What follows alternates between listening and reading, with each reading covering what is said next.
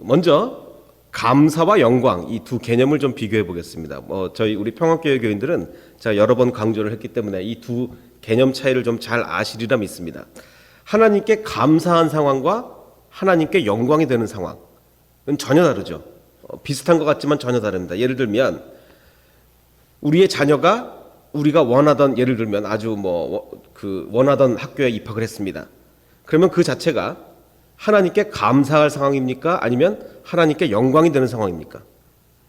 다시 한번 예를 들어서 최고로 좋은 학교에 입학을 했다고 칩시다. 우리 자녀들이. 그러면 그것은 그 합격한 사실 자체는 하나님께 감사할 상황이냐 하나님께 영광이 되는 상황이냐 어떤 것입니까?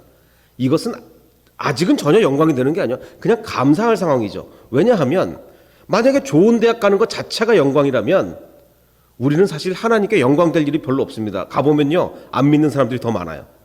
하나님의 능력이 그것밖에 안 되겠습니까? 만약에 좋은 대학 가는 것 자체가 하나님께 영광이다, 그럼 하나님은요 어떻게 하실 수 있습니까? 안 믿는 애들 다 떨어뜨리고 믿는 애들만 다 합격하게 하실 수가 있어요. 하나님은 그럴 수가 있습니다. 그 좋은 대학 가는 것 자체는 결코 하나님께 영광이 아니에요. 그 자체는 그냥 열심히 노력해서 좋은 결과가 얻었으면 하나님께 감사할 일이죠. 열심히 노력했고, 물론 노력도 안 했는데, 그건 또 다릅니다. 노력도 안 했는데 좋은 데 갔다. 그건 감사할 상황도 아니에요. 그건 감사도 아니고 열심히 노력을 했는데 노력의 결과 하나님이 잘 지켜주셔서 좋은 학교에 들어갔다. 그게 감사고 아직 영광은 아닙니다. 왜? 그게 영광이 되려면요. 좋은 학교에 갔으면 좋은 걸 배울 거 아닙니까? 좋은 걸 배워서 그걸 하나님의 뜻에 맞게 잘 활용을 하면, 예를 들어서 억압받는 사람을 돌보고 병든 자를 치유하여 주고 갇힌 자를 해방시켜 주고 이런 일에 정말 헌신을 한다면 그때 가서 하나님께 영광이 되는 거지, 어떻게 좋은 학교 가는 것 그 자체가 하나님께 영광이 되겠습니까? 그건 절대로 하나님께 영광이 아니에요. 그냥 노력한 것에 대가를 주신 것을 감사할 뿐이죠. 근데 이걸 굉장히 착각하면 그때부터 아주 큰 문제가 발생합니다.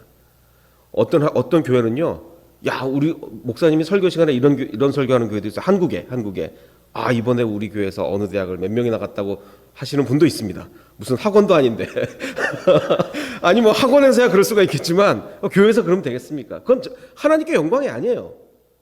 아직 영광 돌린 게 아닙니다. 근데요, 이게 좀 개념을 잘 구별해야 될 게, 그거를 하나님께 영광이라고 생각하면 어떤 문제가 발생하느냐?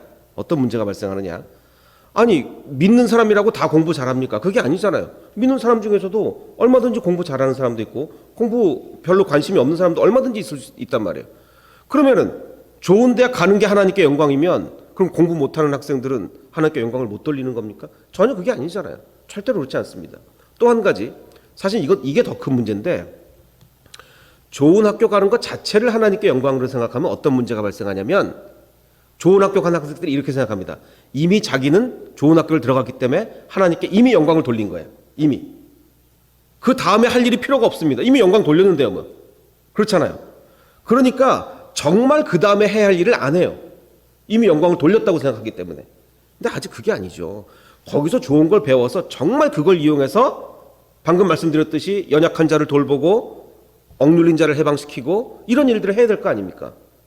약자를 보호하고, 그래야 하나님께 영광이죠. 어떻게 좋은 대학 간 것 자체가 영광이겠어요? 여기서 이제 많은 문제가 발생하는 거예요. 사업 성공하는 것도 마찬가지입니다.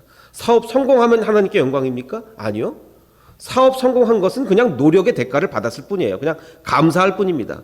그걸 가지고 하나님께 어떻게 영광을 돌릴까는 전혀 다른 문제죠. 전혀 다른 문제.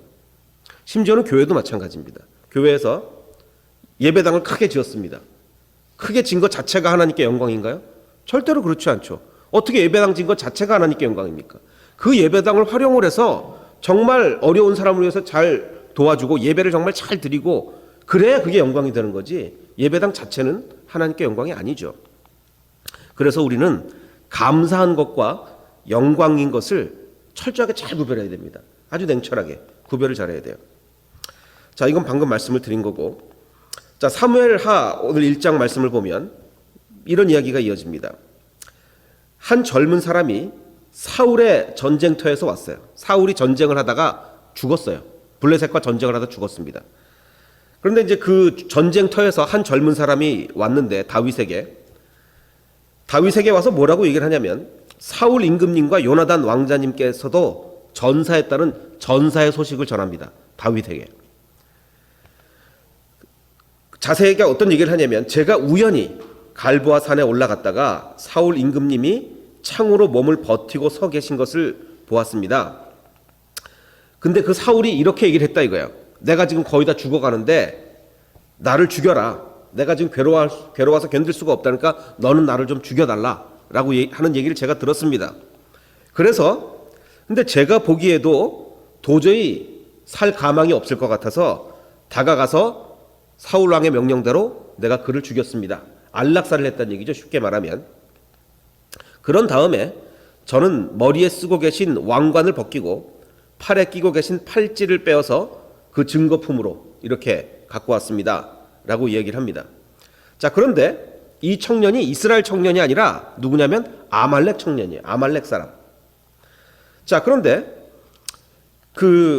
이 아말렉 청년은 그럼 이스라엘 사람도 아닌데 이걸 왜 가져왔냐? 다윗에게 왜 가져왔냐? 그 당시의 문화는 그 적군과 전쟁을 할 때 적군의 왕을 죽이는 거는 엄청난 그 공입니다. 엄청난, 요즘 말로 하면 어마어마한 훈장을 받을 일이에요. 누가 됐든지 간에 그 적군의 왕을 죽인 사람은 어마어마한 훈장을 받습니다.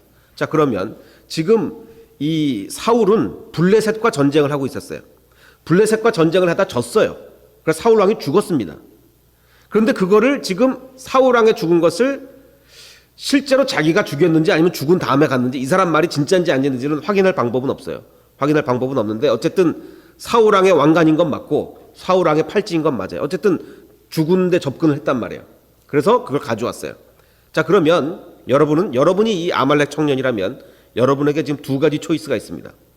이 사울 왕의 왕관과 팔찌를 가지고 블레셋으로 갈 거냐 아니면 다윗에게 갈 거냐라는 두 가지 초이스가 있습니다. 자, 블레셋으로 가면 어떻게 됩니까? 엄청난 상을 받습니다. 왜냐하면 지금 자기가 죽였다고 그러는 거잖아요. 그러니까 블레셋에 가면 야, 너 우리의 적인 사울을 죽였구나. 상을 많이 받습니다. 또 반면에 다윗에게 가면 어떻습니까? 자, 지금 소문으로 알려진 바에 의하면 사울과 다윗은 서로 사이가 좋은 사이입니까? 원수입니까? 이 원수지간이에요. 사울이 얼마나 다윗을 죽이려고 많이 했습니까? 그러니까 자기가 소문으로 잘 들어서 알고 있는데 사울과 다윗은 원수다. 사울이 죽었으니까 그러면 이제 누가 왕이 되는 겁니까? 다윗이 왕이 되는 거잖아요. 그래서 그러면 블레셋에 가서도 상을 받을 수 있지만 다윗에게 가도 상을 받을 수 있다라고 생각을 한 겁니다. 자, 그런데 여기 문제가 있습니다. 어떤 문제가 있냐면 지금 아말렉 청년이라고 그랬죠. 근데 이 다윗이 바로 며칠 전에, 지금 이 사건이 있기 바로 며칠 전에 아말렉을 치고 돌아왔어요. 아말렉과 이스라엘은 이렇게 친한 사이가 아닙니다. 적이에요. 다윗이 아말렉을 치고 돌아왔는데 며칠 있다가 지금 이 아말렉 청년이 사울 왕의 왕관을 가지고 온 거예요. 아말렉 이 청년도 알 거예요. 다윗하고 얼마 전에 자기네 나라하고 며칠 전에 전쟁을 했다는 걸 알 겁니다. 그런데 위험한 데를 왜 갑니까? 이 위험한 데를 왜 가겠어요? 자, 이 아말렉 청년은 어떻게 생각한 거냐면 어차피 블레셋으로 가도 상을 받긴 받겠지만 많이 못 받을 거라고 생각한 거예요. 왜? 블레셋은 워낙 절대 강국이고 사울 왕은 블레셋이 보기에는 당연히 이기는 존재예요. 어차피 사울 왕과 싸워서 우리 블레셋이 이길 수 있을까 없을까. 그런데 사울 왕을 죽였으면 그건 어마어마한 전과인데 어차피 상대가 안 되는 적이란 말이에요. 상대가 안 되는 적인데 이 사울 왕관의 왕관을 가져가 봤자 크게 상은 못 받을 거다. 그런데 다윗에게 가져가면 어떻겠습니까? 다윗은 지금 사울 때문에 여러 번 죽을 뻔한 사람이거든요. 근데 이제 사울이 죽었으니까 누가 왕이 됩니까? 다윗이 왕이 되잖아요. 야, 그러면은 비록 내가 아말렉 사람이라서 그 적관계에 있지만 이 왕관을 다윗에게 가져가면 어마어마한 상금을 받을 거다라고 생각을 한 거죠. 이 아말렉 청년은 그렇게 생각을 한 거예요. 그래서 사흘째 되던 날, 그러니까 아말렉을 치고 돌아와서 사흘째 되던 날 이 사람이 온 거예요. 이 사람이.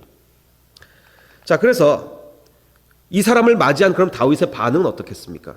여러분이 다윗이 평범한 사람이라면 아이고 정말 고맙다. 내가 정말 사울 때문에 내가 한두 번 죽을 뻔한 게 아니고 온갖 누명을 쓰고 이렇게 지금 돌아다니고 있는데 사울 왕을 네가 죽여줬으니까 정말 고맙다. 너 한 자리를 내가 주겠다. 라고 하는 게 이제 일반적인 그 당시에 사고 방식입니다. 근데 다윗이 어떻게 반응을 했냐면 이에 다윗이 자기 옷을 잡아 찢음에 함께 있는 모든 사람도 그리하고, 그러니까 옛날에는 이제 그 슬픔을 표시할 때 옷을 찢었습니다. 그렇죠. 왜냐면 옛날에 또 옷은 굉장히 귀하잖아요. 이렇게 요즘처럼 막 집에 옷이 막 있는 시절이 아닌데 옷을 찢는다는 것은 이스라엘 문화에서 아주 극심한 슬픔을 나타내는 거예요. 그리고 왕이 잡아 찢으면 어떻게 됩니까? 다른 사람도 다 찢어야 되는 거예요. 안 슬퍼도 찢어야 되는 거예요. 우리가 할렐루야 들을 때 왜 다 일어서서 듣습니까? 옛날에 그 할렐루야 처음에 공연할 때 그걸 듣던 왕이 벌떡 일어섰잖아요. 그러니까 다른 사람들 뭐 다 일어서야죠. 다 일어서야 되니까 이제 그게 전통이 돼서 이제 할렐루야를 연주하면 이제 다 일어서서 듣게 되는데, 어쨌든 다윗이 옷을 찢으니까 다른 사람들 다 그냥 뭐 슬프건 안 슬프건 옷을 지금 찢어야 되는 겁니다. 자, 다윗이 이제 한 번만 슬퍼한 게 아니라 저녁 때까지 슬퍼하며 울며 금식까지 했습니다. 정말 슬퍼한 거죠, 다윗이. 그래서 다윗이 슬퍼하여 슬픈 노래를, 다윗은 또 뮤지션이니까, 음악가니까 조가를 지어서 부릅니다.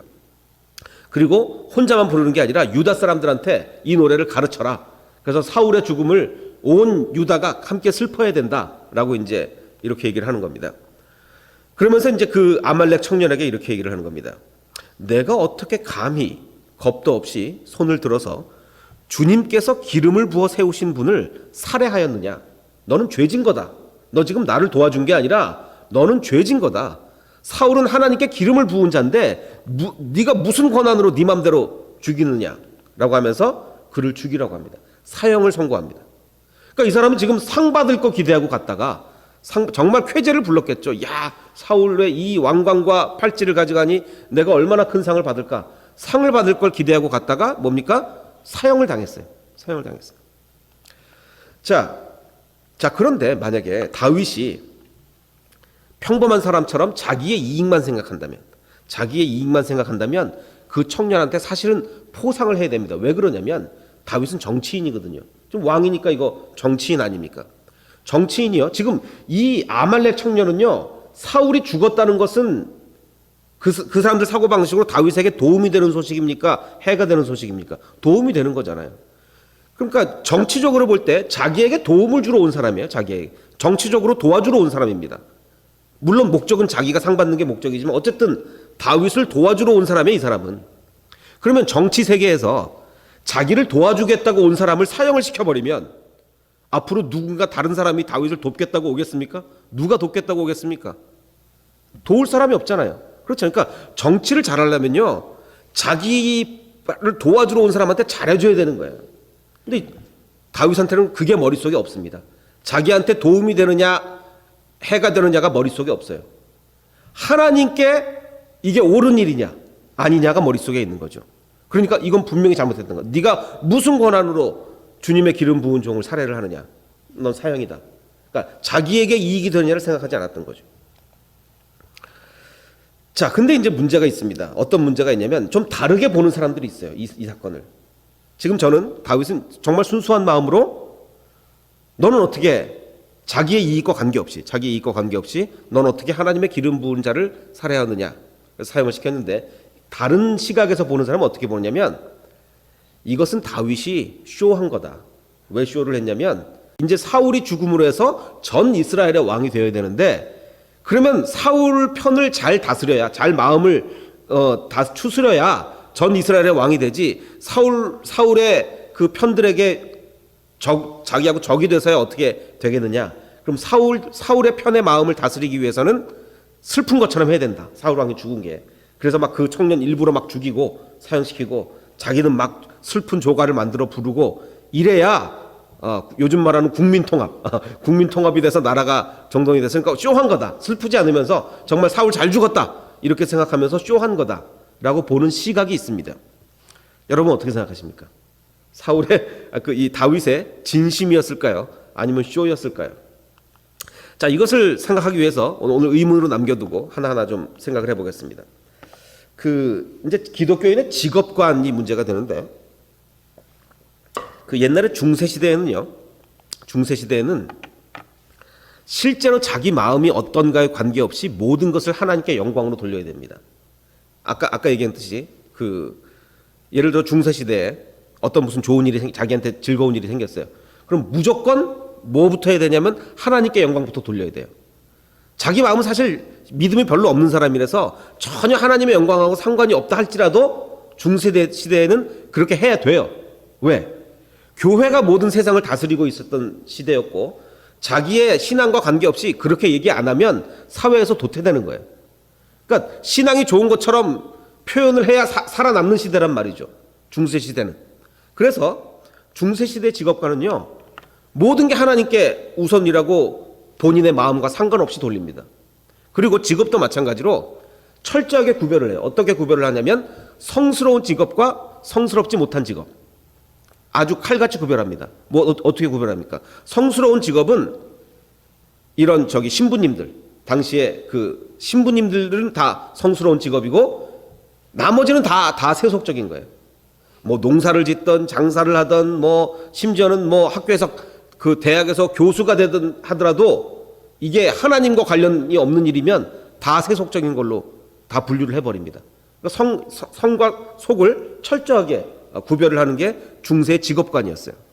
자, 그런데 종교 개혁이 일어납니다. 종교 개혁이 일어나면서 그 깔뱅이 그 어떤 직업관을 제시를 했냐면 직업 소명론이라는 것을 제시합니다.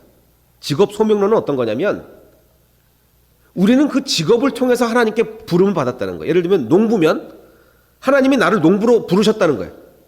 농부로 불러서 하나님이 만드신 땅을 열심히 개간을 해서 다른 사람에게 먹이는 것이 자기 소명인 거예요. 그게 직업 소명론입니다. 사실 이게 굉장한 인식의 전환입니다. 중세시대 때만 해도 절대로 그러지 못했다니까요. 그냥 농부는요 밥 빌어 먹고 사는 사람이에요. 장사하는 사람도 밥 빌어 먹고 사는 사람. 이 장사가요 절대로 거룩한 일이 아니고 그냥 밥 먹으려고 하는 거예요. 밥 먹으려고. 먹고 살아야 되니까. 성스러운 일은 오직 뭐밖에 없습니까? 오직 신부님들만 하는 거예요. 그건. 그런데 깔뱅이 종교 그 직업 소명론을 일으키면서 그 생각을 완전히 개혁하는 겁니다. 그게 아니다. 모든 직업은 성스럽다. 땅을 갈던 장사를 하던 그 모든 것을 통해서 하나님이 만드신 이 세상을 돌아가게 만드는 거다. 더군다나 그게 어디까지 나아가냐면 너희들이 구원의 확신을 어떻게 얻느냐? 그걸 직업을 통해서 얻는다는 거예요. 구원의 확신까지도. 그러니까 우리가 생각하는 구원의 확신은 뭡니까? 너 하나님 믿어 안 믿어? 믿어? 그럼 구원. 안 믿어? 그러면 너는 지옥. 칼 딱 들이대고 칼 들이댄 다음에 너 믿을 거야 안 믿을 거야? 그래도 믿으면 천국. 뭐 이게 구원의 확신이 아니고 칼빈이 제시하는 직업 소명론에 의한 구원의 확신은 뭐냐? 자기가 날마다 그래 내가 오늘 이 밭을 갈아서 하나님이 만드신 이 땅을 내가 개간해서 음식을 만들어 그 곡식을 만들어 사람을 먹이는 거다. 날마다 그렇게 그래서 나는 하나님이 나를 쓰시는 사람이다. 나는 구원받은 사람이다를 날마다 점검을 하는 거예요. 이게 칼빈의 직업 소명론입니다. 자, 그런데 문제는 이론과 현실이 너무 다르다는 거예요. 이게 사실 이론만 달라졌지 중세하고 크게 달라진 게 없는 거예요. 뭐가 크게 달라진 게 없냐면 중세 시대의 이론은 뭡니까? 중세 시대는 니네들이 하나님을 좋아하던 뭐 섬기던 어쨌든 무조건 표현을 무조건 다 하나님께 영광이라고 해야 되는 거예요. 자기 마음에 하나님 없는데도 하나님께 영광이라고 중세 시대는 해야 되는 거예요. 그런데 물론 많이 좋아졌습니다. 칼빈의 직업 소명론으로 많이 좋아졌지만 또 다른 뭐가 생겨났냐?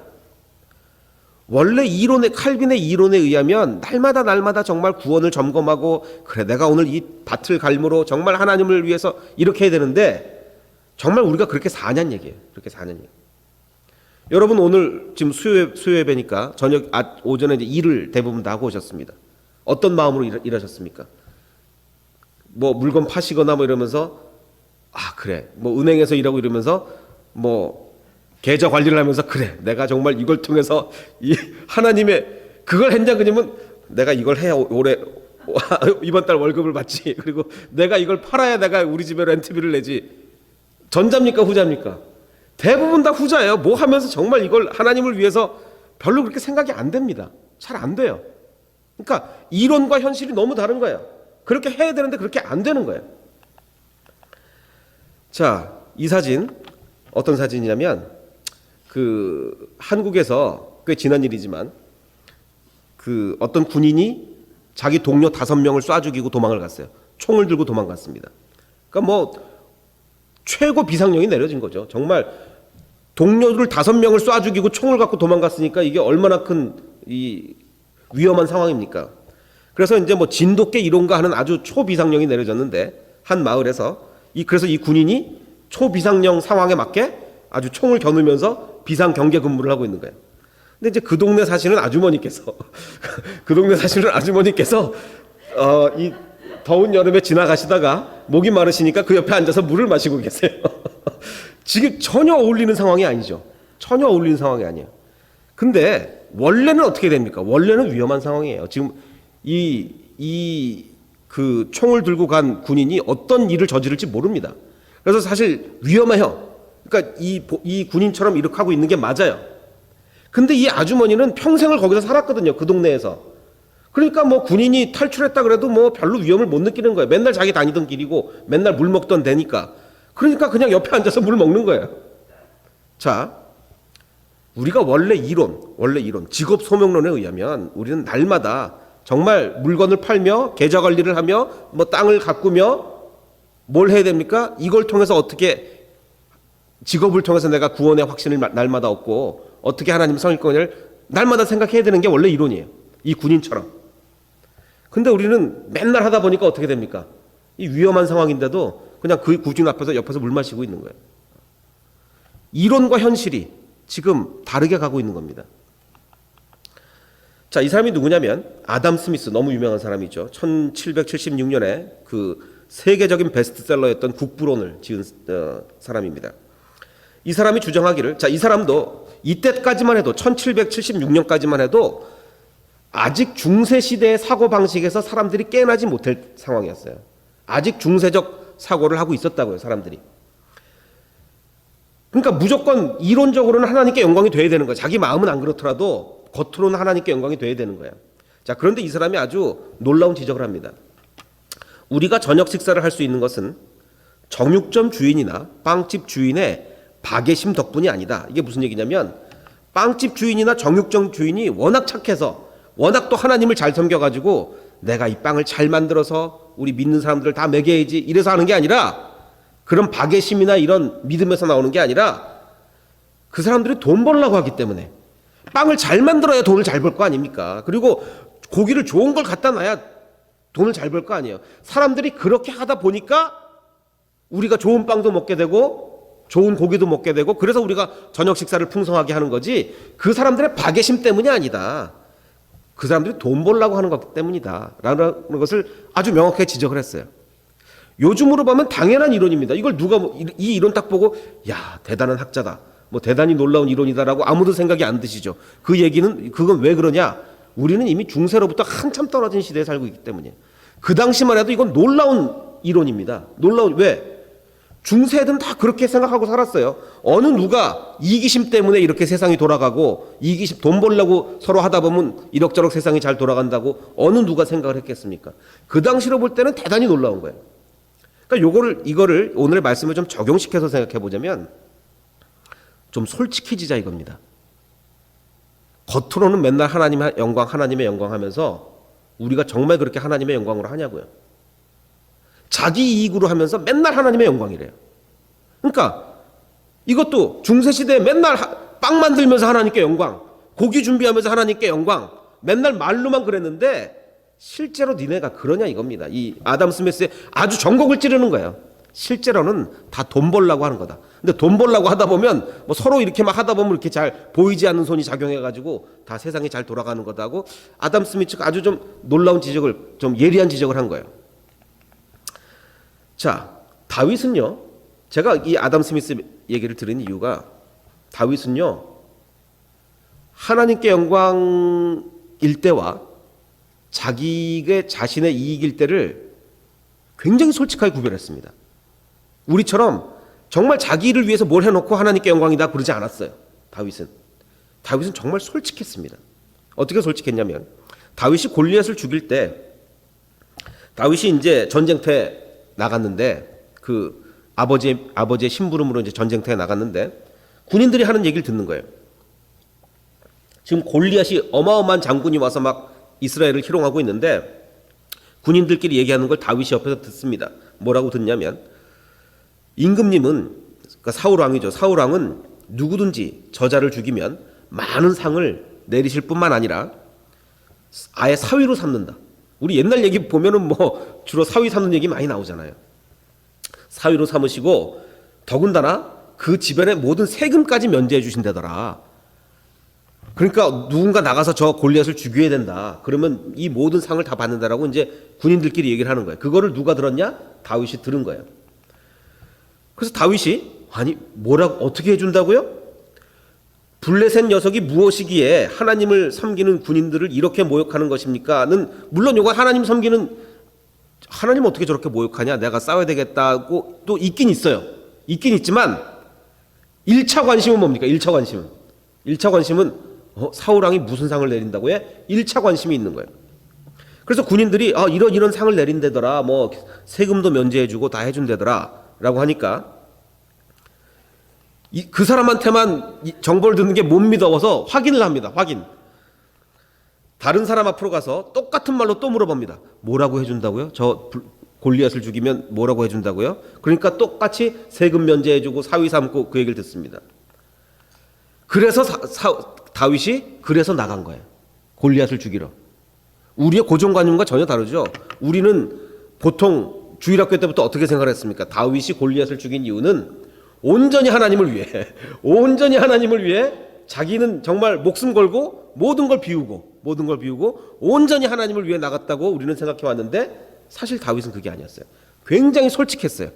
하나님을 위한 건 또 물론 있지만 왕의 사위가 돼? 세금을 면제해줘? 상을 내리신다고? 그래서 나간 겁니다. 굉장히 솔직했어요. 다윗은 아주 솔직했습니다. 근데 이제 물론 골리앗 앞에 가서는 하나님 얘기만 하죠. 왜냐하면 골리앗 앞에 가서 내가 너를 죽여서 사위가 돼야 되겠다라고까지는 얘기를 못할 거 아닙니까? 그러니까 골리앗 앞에서는 하나님 얘기만 하지만 다른 데서는 굉장히 솔직했단 말이에요. 그러니까 우리도 좀 솔직해져야 돼요. 정말 우리가 하는 일이 모든 게 하나님의 영광이냐? 우리 안 그러고 산단 말이에요. 안 그러고 살아요. 자, 누가 신앙이 좋은 겁니까? 두 사람 중에 모든 거를 하나님께 영광을 돌리라고 말하는 사람하고 솔직히 자기를 위한 건 자기 위한 거를 인정하고 내가 그걸 바탕으로 해서 하나님께 영광을 많이 돌려야 되겠다라고 굉장히 솔직하게 얘기하는 사람하고 누가 더 신앙이 좋은 사람입니까? 2번 후자예요. 후자. 왜냐하면 1번은 누구 같은 사람이냐면 사울 왕이 꼭 1번 같았어요. 사울은요 말끝마다 하나님 합니다. 사울 왕이 예를 들면 그 사무엘이 그 사울 왕한테 명령을 했거든요. 진멸을 해라. 적을 죽일 때 가나안 사람을 죽일 때 완전히 다 죽여라. 가축까지도 양 한 마리까지도 다 죽여라고 이제 명령을 했단 말이에요. 자, 그런데 이제 사울이 전쟁에서 이겨서 사무엘이 그 전쟁터에 갔는데 분명히 양이고 뭐고 다 죽이라고 그랬는데 막 동물 울음소리가 들리는 거예요. 그래서 나의 귀에 들리는 이 양떼의 소리와 내가 듣는 소떼의 소리는 뭐냐라고 사울한테 물으니까 사울이 이렇게 대답을 합니다. 내가 가장 좋은 걸로 골라가지고 나중에 하나님께 제사 드리려고 남겨놨습니다. 하나님께 영광을 드리려고 남겨놨대요. 자, 정말 그랬을까요? 정말 목적이 그걸까요? 진짜로 하나님께 영광을 돌리려는 사람은 하나님의 말씀에 순종해서 그 자리에서 죽입니다. 그게 순종하는 게 영광이에요. 순종하는 게. 근데 사울은 뭘 하고 싶었던 겁니까? 제일 좋은 거 골라다가 나중에 멋지게 제사를 드리는 거예요. 온 국민 앞에서. 그러면 폼이 나잖아요. 폼이. 그럼 누가 영광 받는 겁니까? 하나님이 영광 받는 겁니까? 자기가 영광 받는 겁니까? 자기가 영광 받는 거예요. 전쟁터에서 죽여봤자 국민들 못 보잖아요. 그러니까 이게 폼이 안 나는 거예요. 근데 그걸 제일 좋은 거 골랐다가 제사 드릴 때 딱 하면 그거 자기가 영광 받는 거거든요. 그러니까 자기가 영광 받으려고 해놓고서 어떻게 합니까? 이거 하나님께 영광 돌리려고. 사울이야말로 모든 일에 하나님께 영광 입버릇처럼 달고 다닌 사람이에요. 이 일 말고도 그런 일이 많습니다. 근데 다윗은 달랐죠. 다윗은 어떻게 합니까?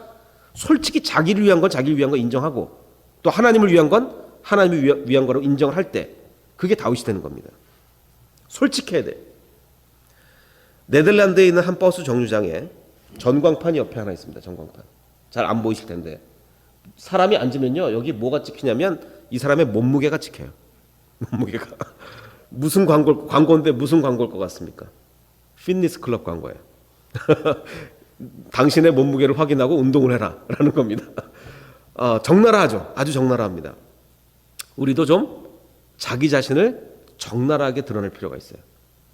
딱 앉으면 몸무게가 딱 찍히듯이 정말 내가 오늘 한 이 행동이 정말로 하나님을 위한 거냐 나 자신을 위한 거냐라고 구별할 필요가 있어요. 왜 이걸 제가 왜 강조드리냐면 그냥 뭉뚱그려서 자기를 위한 것까지도 모두 다 하나님께 영광이다라고 얘기를 해버리면 그렇게 표현을 해버리면 절대로 발전이 없습니다. 왜? 하나님께 영광을 돌리고 있잖아요. 자기 생각에. 그런데 정말 진실하게 솔직히 이건 나를 위한 거고 솔직히 정말 이건 하나님을 위한 거다라고 솔직해질 때 그때는 어떤 일이 벌어지겠습니까? 정말 솔직해지면요 자기 자신을 위한 건 점점 줄어들어요. 가면 갈수록. 그리고 어떤 게 커집니까? 하나님을 위한 게 점점 커져요. 우리가 솔직해질 때 그렇습니다. 근데 그거를 포장해가지고 이것도 하나님의 영광, 저것도 하나님의 영광 다 이래버리면 어떻게 됩니까? 뭐 어차피 나는 처음부터 끝까지 다 하나님의 영광을 위해 사는 거예요. 누구처럼? 사울처럼 그렇게 생각하는 거죠. 발전이 없습니다. 솔직해져야 발전하는 거예요. 솔직해져야. 자, 다윗은요. 물론 나중에 이제 밧세바를 범하고 나서 그때부터는 다윗이 영 다른 사람이 됩니다. 영 다른 사람이 되는데 적어도 그 이전의 다윗은요. 자기의 목숨의 위기가 닥치지 않는 한 정직했어요. 진실했습니다.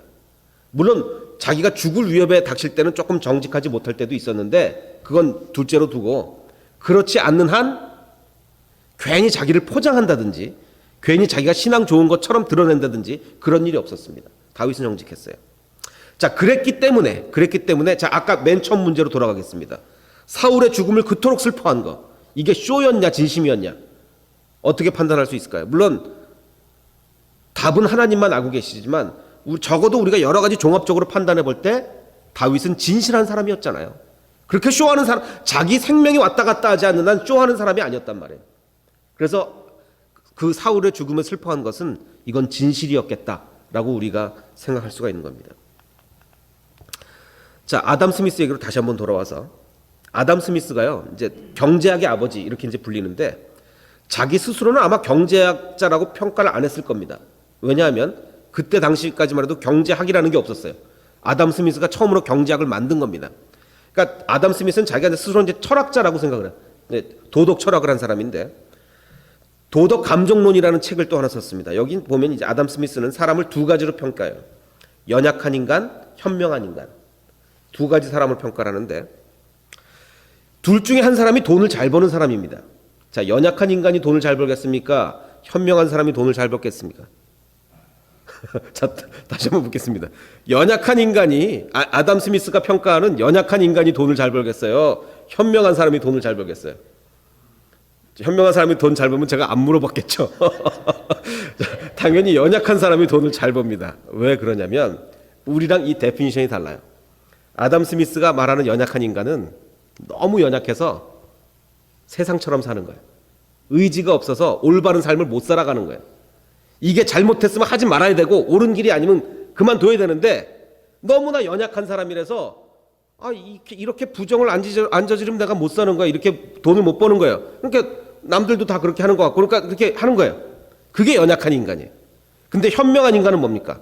자기 안에 공정한 관찰자, 올바른 양심이 있어가지고 하지 말 것은 안 하고 이건 내가 손해가 되더라도 이건 하지 않고 그게 현명한 인간이라는 거예요. 근데 그럼 결국 돈은 누가 버느냐? 연약한 인간이 번다는 거예요. 연약한 인간이. 자, 그런데 문제는 여기 있습니다. 지금 뭐 부패한 국가에서는 연약한 인간들이 높은 자리를 차지하고 있겠습니까? 현명한 인간들이 높은 자리를 차지하고 있겠습니까? 연약한 인간들이 높은 자리를 차지하고 있어요. 부패한 나라에서는.